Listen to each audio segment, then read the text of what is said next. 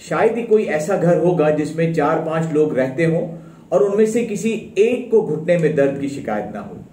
अमूमन ये तकलीफ घर के बड़े बूढ़ों में ज्यादा देखी गई है। यह है नी ऑस्टियोआर्थराइटिस।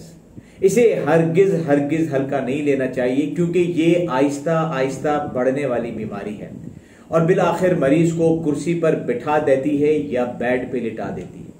आज की वीडियो आपको इस बीमारी को समझने में मदद देगी, जिससे आप इस बीमारी को बेहतर तरीके से अपने लिए हैंडल करके एक बेहतर लाइफ जी सकते हैं या अपने बड़ों की जिंदगी को बेहतर बना सकते हैं। मैं हूं डॉक्टर अली हसन, न्यूरोलॉजिस्ट। देखते रहिए। अस्सलाम वालेकुम नाज़रीन, वैसे तो घुटने का दर्द कई वजूहात की बिना पर होता है, लेकिन हमारा आज का मौजू है नी ऑस्टियोआर्थराइटिस, जिसे गठिया का मर्ज भी कहा जाता है। ये घुटनों की एक ऐसी बीमारी है जो अमूमन 50 साल या उसके बाद शुरू होती है। मर्दों के मुकाबलों में औरतों में ज्यादा देखी गई है। वो लोग जिनका वजन ज्यादा होता है या मोटे होते हैं, उनमें बढ़ती हुई उम्र जहां जिस्म के और हिस्सों को मुतासिर कर रही होती है, वहां खुसूसन जिस्म का वजन उठाने वाले ये घुटने भी टूट फूट का शिकार होकर दर्द करने लगते हैं। हम इस वीडियो में नी ऑस्टियोआर्थराइटिस के 6 पहलुओं पर बात करेंगे। एक, इसकी क्या अलामात हैं जिसके बाइस आप पता चल सके कि ये नी ऑस्टियोआर्थराइटिस है। इसे कैसे डायग्नोज किया जाता है। दर्द की दवाइयों के अलावा इलाज के और क्या क्या तरीके हैं। क्या इसे आगे बढ़ने से रोका जा सकता है। क्या एहतियातें करना बहुत ही जरूरी है। इसके अलावा हम आपको नमाज पढ़ने का तरीका और घर पर करने वाली वर्जिशों के बारे में भी बताएंगे और करके दिखाएंगे। आगे बढ़ने से पहले मैं एक वजाहत कर दूं कि घुटनों का दर्द हमारे न्यूरोलॉजी के शोबे की नहीं, बल्कि ऑर्थोपेडिक और रोमेटोलॉजी के शोबे की बीमारी है। लेकिन क्योंकि हमारे कई मरीज इस तकलीफ में भी मुब्तला होते हैं, इसलिए जरूरी समझा कि इस अहम मर्ज के ऊपर भी बात की जाए। आगे बढ़ते हैं। देखिए, इस बीमारी में मरीज को अमूमन 3 अलामात का सामना करना पड़ता है। एक, घुटने में दर्द। शुरू के कुछ साल तक तो अमूमन ये दर्द मखसूस हालत में होता है। मसलन मरीज अगर ज्यादा चले, उठे बैठे, सीढ़ियां चढ़े, घुटने मोड़कर बैठते वक्त, जैसे कि नमाज में, बाथरूम में, कज़ाए हाजत के वक्त, या घर के कामकाज के दौरान, या फिर जब मौसम ठंडा हो जैसे कि सर्दियों में या एयर कंडीशनर में बैठने से, ये शुरू में होता है। लेकिन जैसे जैसे बीमारी बढ़ती जाती है कुछ सालों के बाद, तो अक्सर औकात घुटने में ये दर्द रहने लगता है। दूसरी अलामत, दर्द के साथ साथ मरीज को घुटने के अंदर खिंचाव की सी फीलिंग भी महसूस होती है, और ये चीज ज्यादातर उस वक्त होती है जब वो सुबह को उठते हैं सोकर। तीसरी अलामत, कुछ लोगों को दर्द के साथ साथ घुटने में कड़ाके और घिसने जैसी आवाजें भी आती हैं, जिसे हम पॉपिंग और क्रैकिंग साउंड्स कहते हैं। ज्यादातर इस बीमारी की तशखीस घुटनों के एक्सरे से ही हो जाती है। मैं आपको 2 एक्सरे दिखा रहा हूं। ये पहला एक्सरे एक ऐसे शख्स का है जिसको घुटने की कोई बीमारी नहीं है, वो एक नॉर्मल शख्स है। अगर ऐसा एक्सरे हम देखते हैं तो उसमें ये घुटने की 2 हड्डियों के दरमियान जो गैप होता है, इसको देखा जाता है। और आप देखिए, ये गैप दोनों तरफ मौजूद भी है और बराबर भी है। जबकि ये दूसरा एक्सरे नी ऑस्टियोआर्थराइटिस वाले मरीज का है, और इसमें आप देखें तो ये गैप कम हो गया है, और इसके साथ साथ हड्डियों के जो साइड है वहां से कोने भी निकल आए हैं। एक्सरे में जिस चीज को हम गैप कह रहे हैं, ये दरअसल गैप नहीं है, बल्कि ये एक नरम मटेरियल है जिसे कार्टिलेज कहते हैं। तस्वीर में ये आपको आसमानी रंग में दिख रहा है। इसकी मौजूदगी की वजह से ये घुटने की जो 2 बड़ी हड्डियां हैं, ये आपस में नहीं मिलती, रगड़ नहीं खाती।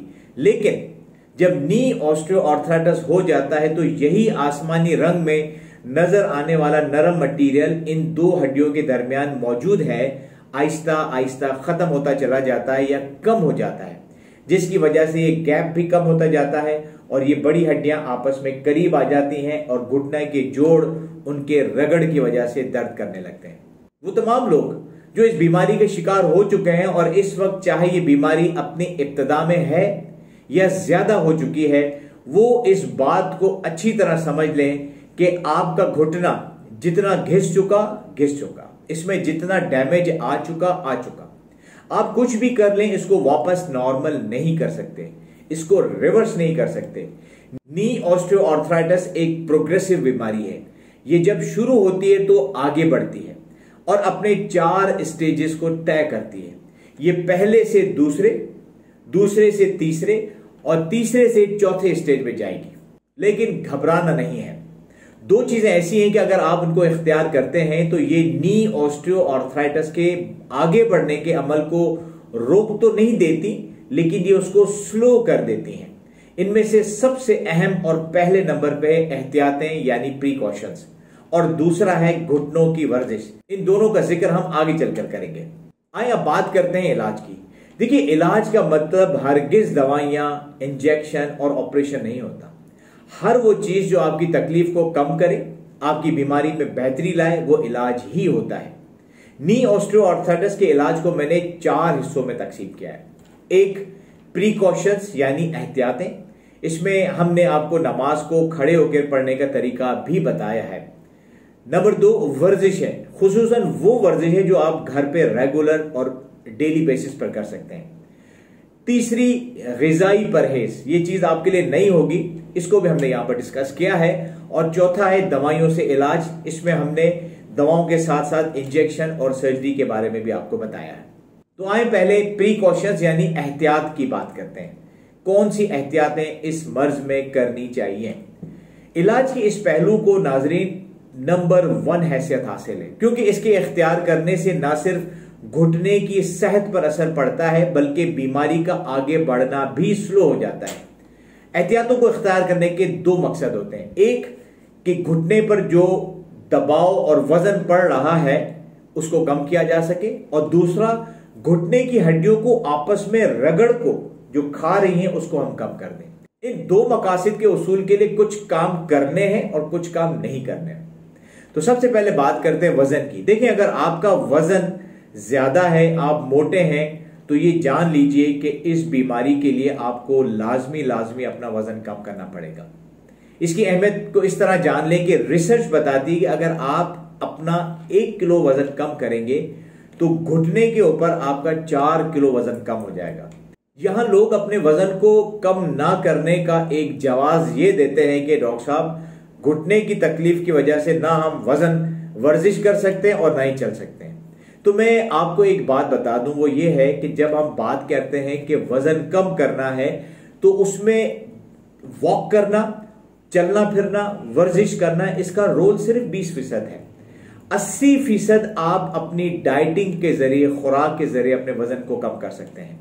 मैंने इस वीडियो की लिंक के डिस्क्रिप्शन में इंटरमिटेंट फास्टिंग यानी पानी वाले रोजे के नाम से मेरी कुछ वीडियोस हैं, उनका लिंक दे दिया, उसे जरूर देखें और आप जाने कि वजन कैसे कम किया जा सकता है।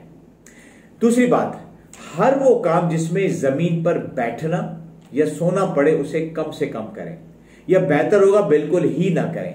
मसलन अगर आप WC या एशियन टॉयलेट इस्तेमाल करते हैं तो उसका इस्तेमाल छोड़ दें और कमोड इस्तेमाल करना शुरू कर दें। और अगर थोड़ी दुश्वारी है तो आप कुर्सी ले लें, कुर्सी का इस्तेमाल करें। खवातीन जो अपने घरों में बैठकर झाड़ू पोंछा करती हैं वो ना करें, क्यों, और बल्कि ऑफिस के अंदर जो सफाई करने वाले लोग डंडा इस्तेमाल करते हैं पोंछा लगाने के लिए, उसके आगे ब्रश पड़ा होता है जो सफाई के लिए, बहुत अच्छा होगा और आप वो इस्तेमाल करें।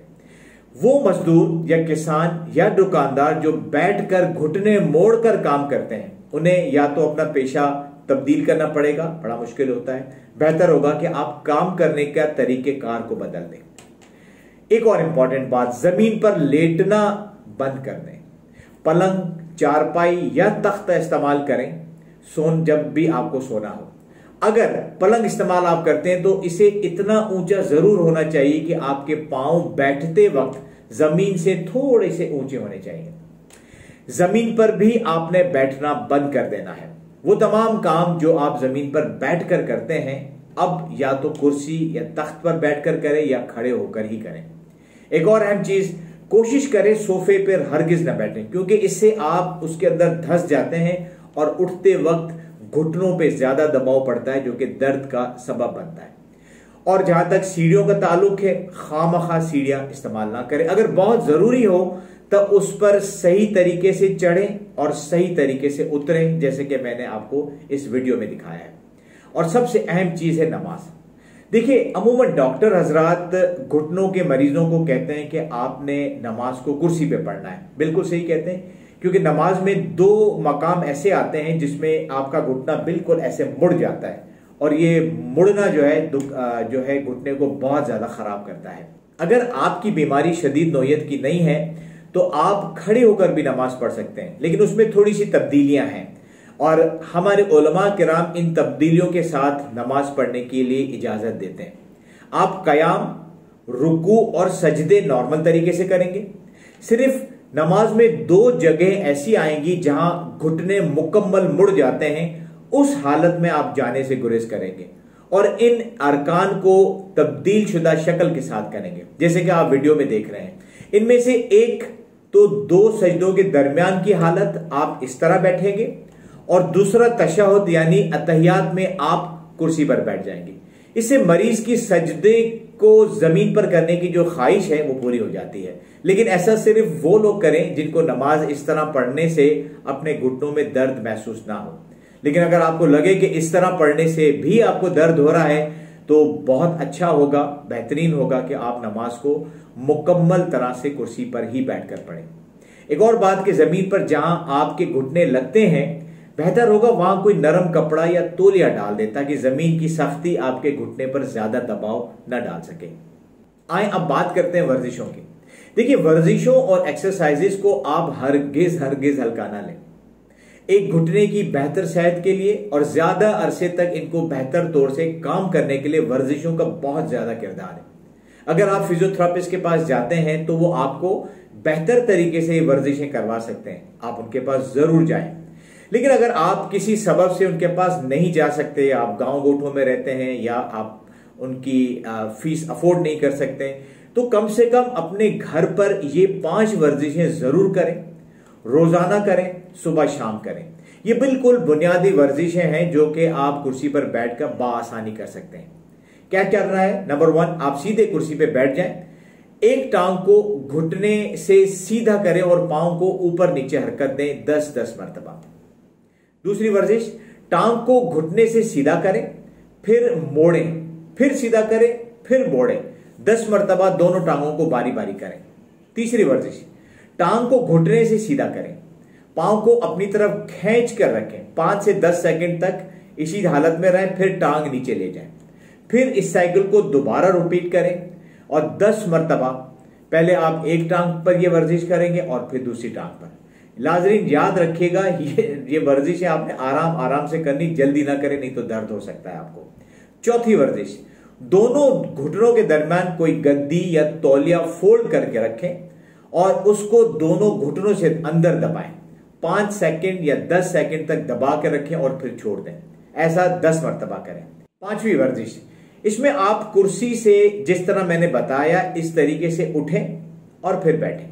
ये 5 से 10 मरतबा आराम आराम से करें, लेकिन ध्यान रहे कि अगर आपको लगे कि इस वर्जिश से आपको गिरने का खतरा है तो ना करें।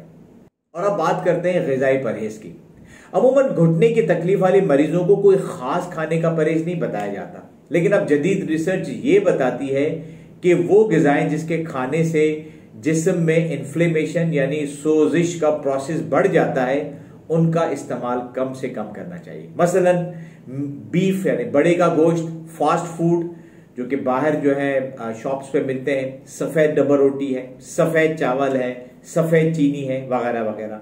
इन चीजों को अगर खाने का दिल करे तो आप कोशिश करें कि हफ्ते में 1 मरतबा से ज्यादा ना लें। और अब बात करते हैं दवाओं, इंजेक्शन और सर्जरी के जरिए इलाज करने की। तो नाज़रीन, इसमें सबसे पहले मैं बात करूंगा दर्द को कम करने वाली दवाइयां। देखिए, अमूमन पैनाडोल, न्यूब्रोल फोर्ट या ट्रेमोल के फार्मूले वाली दवाइयां घुटने के दर्द में खातिर खा फायदा नहीं देती। इसमें एक और कैटेगरी जिसको हम एनसेड कैटेगरी वाली दवाइयां देते हैं, कहते हैं, उनका इसमें फायदा होता है। लेकिन उन दवाओं का मसला ये होता है या तो वो मैदे में तेजाबियत या अल्सर करवाती हैं, या गुर्दे को खराब कर सकती हैं, या फिर वो हार्ट अटैक या फॉलेज भी करवा सकती हैं, बशर्ते के हाई डोजेज में इस्तेमाल की जाए या कई महीनों तक इस्तेमाल की जाए। اس لیے بہت احتیاط کی ضرورت ہے کہ اگر زیادہ دنوں کے لیے دوائی دینا مقصود ہو تو وہ دوائیاں لی جائیں جن میں خصوصاً ہارٹ اٹیک اور جو فالج ہے اس کے رسک نہ ہو۔ میں اپنے مریضوں کو سیلیکاکسپ اور نیپروکسن کے فارمولے والی دوا دیتا ہوں، لیکن ان دونوں دوائیوں کو لینے کے لیے بھی بہت ضروری کہ آپ کے گردے بالکل ٹھیک کام کر رہے ہوں۔ والٹرال جیل یا اینالجیزک بام بھی اگر صبح شام گھٹنے پر لگا کر ہلکی مالش کر دی جائے اور پھر اسے کسی ہلکے کپڑے سے کور کر دیا جائے تو اس سے بھی درد میں افاقہ ہو سکتا ہے۔ درد کی دواؤں کے علاوہ ہم سپلیمنٹس بھی دیتے ہیں نی آسٹیو آرتھرائٹس کے مریضوں کو۔ یہ سپلیمنٹس میں وہ دوائیاں ہوتی ہیں جو کہ ہمارے جوڑ کے درمیان جو دو چیزیں ہیں، ایک تو کارٹیلیج جو نرم ہڈی ہے وہ، اور اس کے علاوہ گریس نما پانی، تو یہ سپلیمنٹ کے اندر جو موجود چیزیں ہیں وہ اس کے اندر اضافہ کرتی ہیں، جس کی وجہ سے جوائنٹ کی ہیلتھ پر پازیٹیو فرق پڑتا ہے۔